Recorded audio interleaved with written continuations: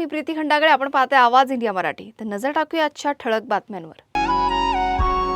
कांदा उत्पादक शेतकऱ्यांच्या अडचणींवर तोडगा काढण्यासाठी उद्या नवी दिल्लीत केंद्रीय गृहमंत्री अमित शहा यांच्यासोबत मुख्यमंत्री आणि दोन्ही उपमुख्यमंत्र्यांची महत्त्वाची बैठक होणार आहे.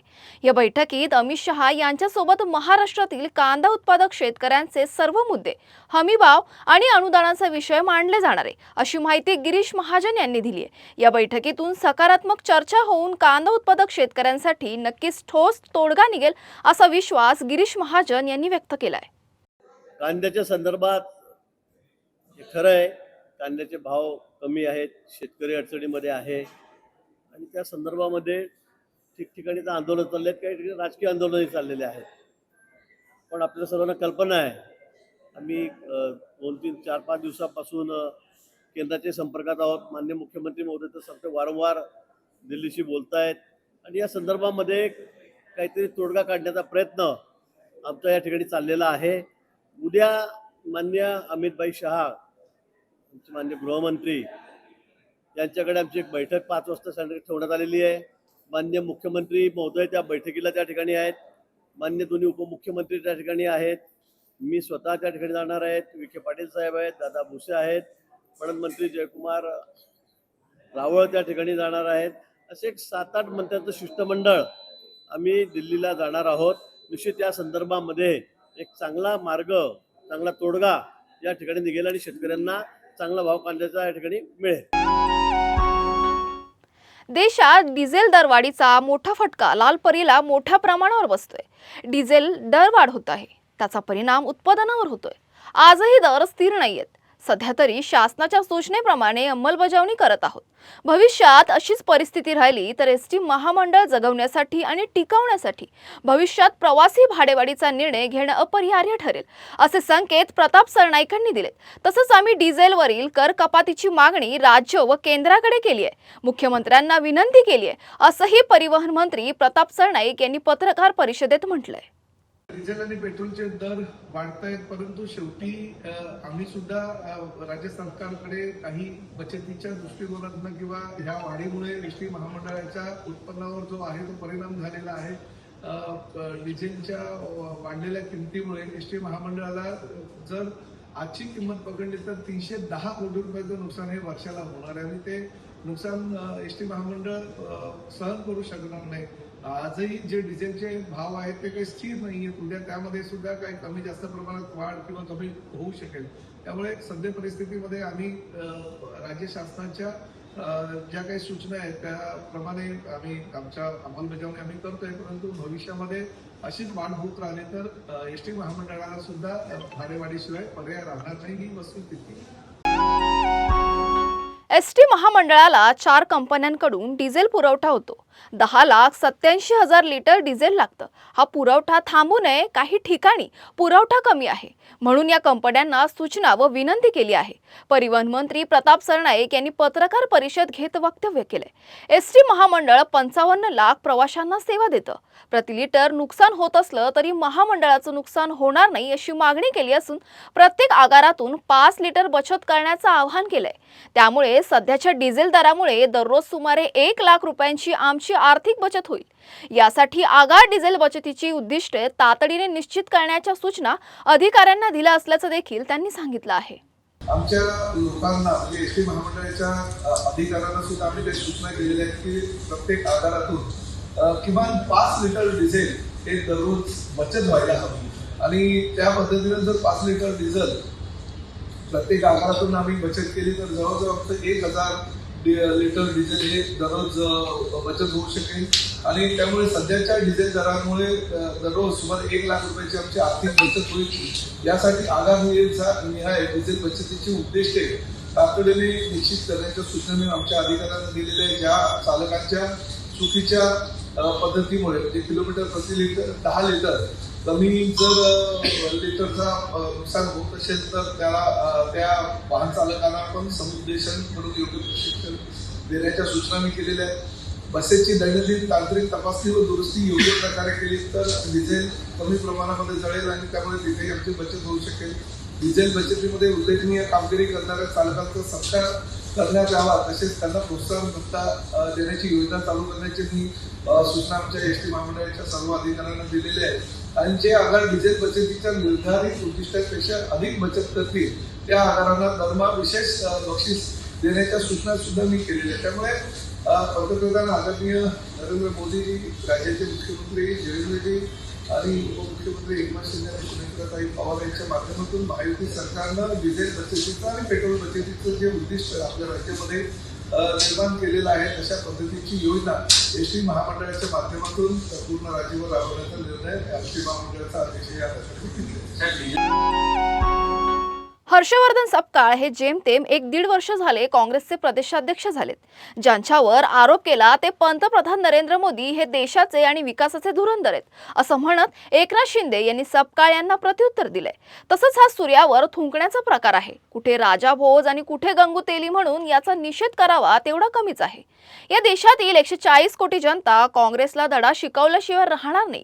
दरम्यान नाशिकच्या चांदवड तालुक्यात आज कांदा उत्पादक शेतकऱ्यांच्या मोर्चाच्या भाषणात काँग्रेसचे प्रदेशाध्यक्ष हर्षवर्धन सपकाळ यांनी पंतप्रधान मोदींवर खालच्या भाषेत टीका केली आहे. हर्षवर्धन सपकाळ हे आता जेमतेम 1-1.5 वर्ष काँग्रेसचे अध्यक्ष झालेत आणि प्रधानमंत्री मोदी साहेब 13 वर्ष गुजरातचे मुख्यमंत्री होते. 12 वर्ष या देशाचे पंतप्रधान, यशस्वी प्रधानमंत्री म्हणून त्यांनी काम केलं आणि या देशाला पुढे नेण्याचं काम केलं आहे, विकासाकडे नेण्याचं काम केलं आहे, आर्थिक महासत्तेकडे नेण्याचं काम केलं आहे, आत्मनिर्भर भारत बनवण्याचं काम केलं आहे. आणि म्हणून ज्यांनी एक दिवसही सुट्टी घेतली नाही, राष्ट्र प्रथम, नेशन फर्स्ट हा संकल्प त्यांनी केला आणि अशा या देशाच्या यशस्वी लोकप्रिय प्रधानमंत्री नरेंद्र मोदीजींवर अशा प्रकारची खालच्या दर्जावरची टीका करणं हे निंदाजनक आहे. त्याचा मी निषेध करतो. आणि खरं म्हणजे ज्यांनी आरोप केला आहे, ज्यांच्यावर आरोप केला, प्रधानमंत्री नरेंद्र मोदीजी हे खरे धुरंधर आहेत, देशाचे धुरंधर आहेत, विकासाचे धुरंधर आहेत.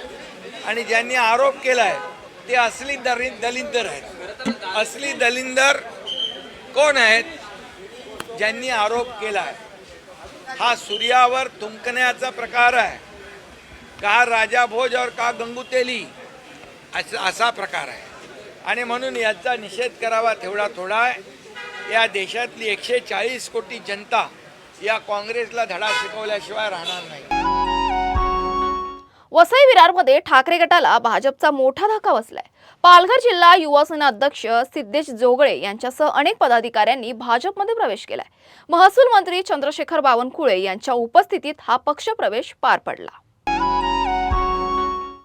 शिवसेना नेते आणि राज्याचे मृद व जलसंधारण मंत्री संजय राठोड यांच्या मंत्रालयातील दालनातून तब्बल 80,000 रुपयांची रोकड चोरीला गेल्याची माहिती समोर आली आहे.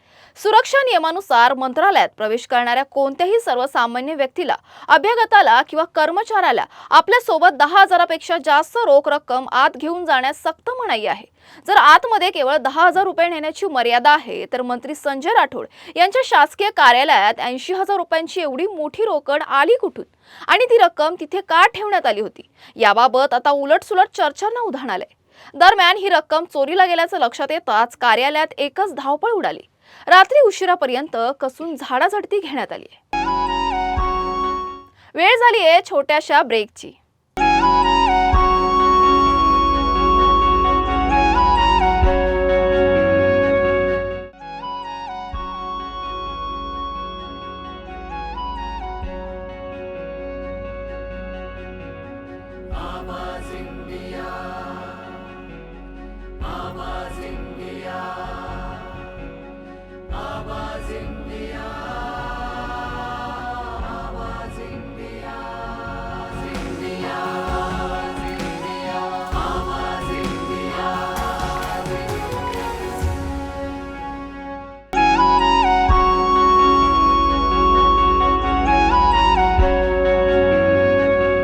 ब्रेक नंतर तुम्हा सर्वांचं स्वागत आहे. कांदा प्रश्नी चांदवड या ठिकाणी सुरू असलेल्या आंदोलनावर पोलिसांनी बळाचा वापर केलाय। पोलिसांच्या व सरकारच्या या कृतीचा किसान सभा व मार्क्सवादी कम्युनिस्ट पक्षाच्या वतीने आम्ही जाहीर निषेध करत आहोत, असं वक्तव्य डॉक्टर अजित नवले यांनी म्हटलंय। चांदवड येथील आंदोलन मुख्यतः महाविकास आघाडीचं होतं, मात्र ज्या प्रकारे सरकारने हे आंदोलन हाताळलं आहे ते पाहता आता डावे पक्ष व विविध शेतकरी संघटना या आंदोलनात सहभागी करून घेण्याबाबत पावलं टाकली जात आहेत, असंही डॉक्टर अजित नवले यांनी म्हटलंय। आजपर्यंत हे आंदोलन महाविकास आघाडीचं होतं, मात्र आता ज्या प्रकारे बळाचा वापर झालाय ते पाहता किसान सभा आणि डावे पक्ष तसेच मार्क्सवादी कम्युनिस्ट पक्ष या सर्वांचा पाठिंबा आता या आंदोलनाला राहील। आम्ही डाव्या पक्षांबरोबर बोलतोय, वेगवेगळ्या शेतकरी नेत्यांबरोबर आणि संघटनांबरोबर सुद्धा बोलतो आहोत। हे आंदोलन आता अधिक व्यापक केलं जाईल।